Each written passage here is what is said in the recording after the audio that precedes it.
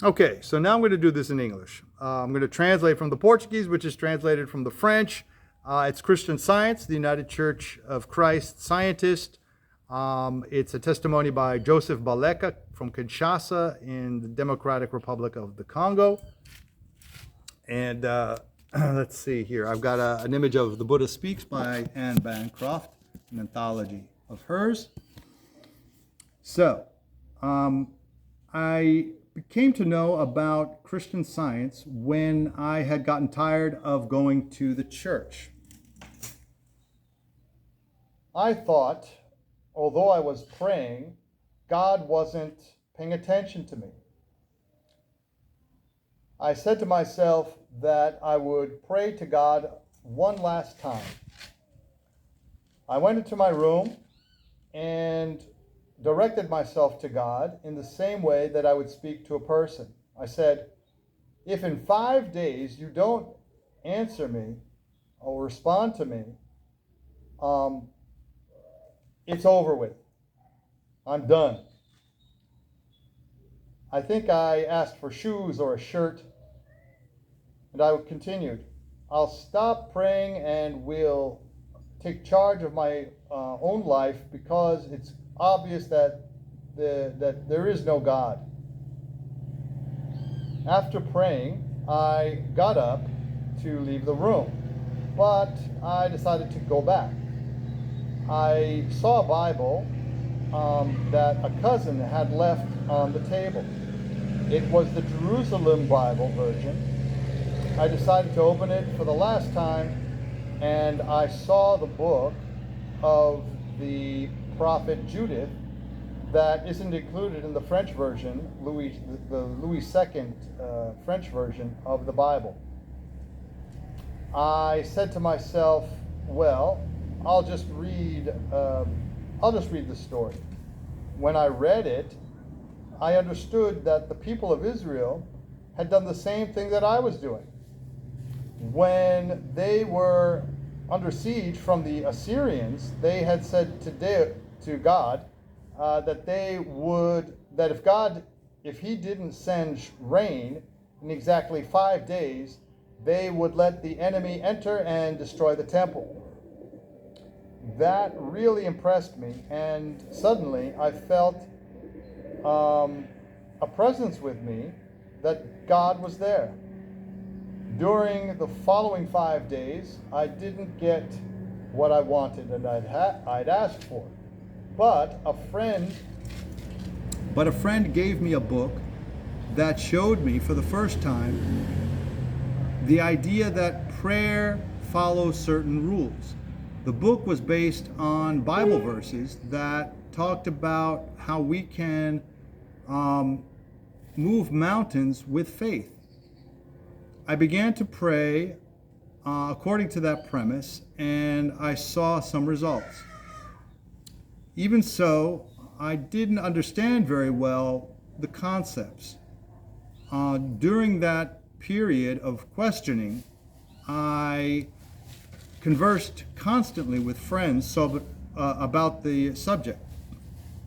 And a Christian Scientist gave us some samples of the Christian Science Sentinel in French, saying, when you finish reading these, saying to them, when you finish reading these, pass these magazines to Joseph, your friend who is asking a lot of questions.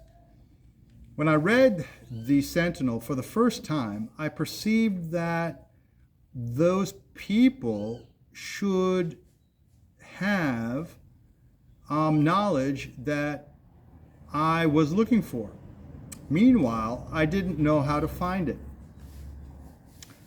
I saw that they recommended a book, Science and Health with Key to the Scriptures, that could be ordered from Boston in the United States. I prayed and thought about how I could get the book. That was when a month later, I met a person who had a pamphlet, a Christian Science pamphlet, which I thought very interesting. I asked that person where he had gotten the pamphlet, and she told me about the Christian Science reading room in our city. When I arrived there, I saw 10 copies of Science and Health on display. It was then that I began to know about Christian Science and that book, Science and Health.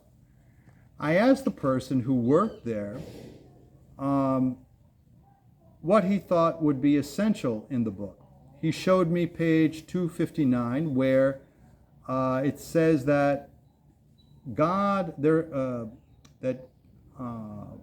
is a perfect being, and that the human being is created in His image and is perfect. That part helped me later when I got malaria.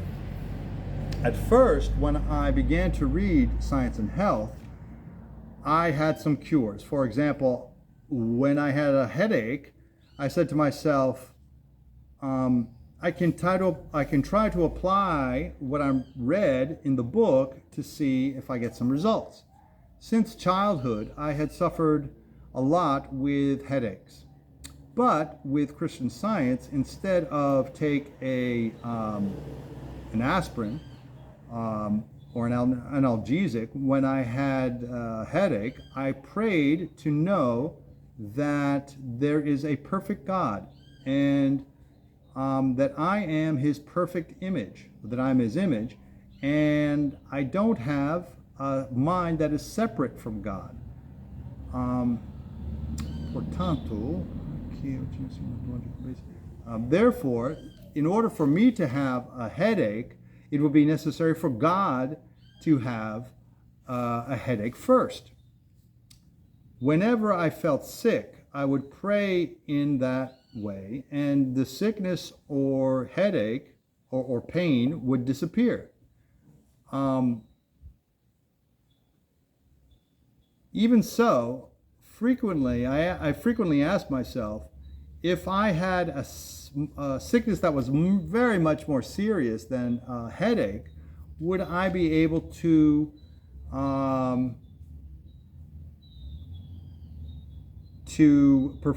demonstrate what I had read in Science and Health? 2 years later, in 1993, I discovered, yes, that I could. All right, so that's a good part of that testimony. I'll stop there. This is Mark Collenberg Rego-Monteiro for Interfaith Progressive Christianity. All the best to you. Ciao for now.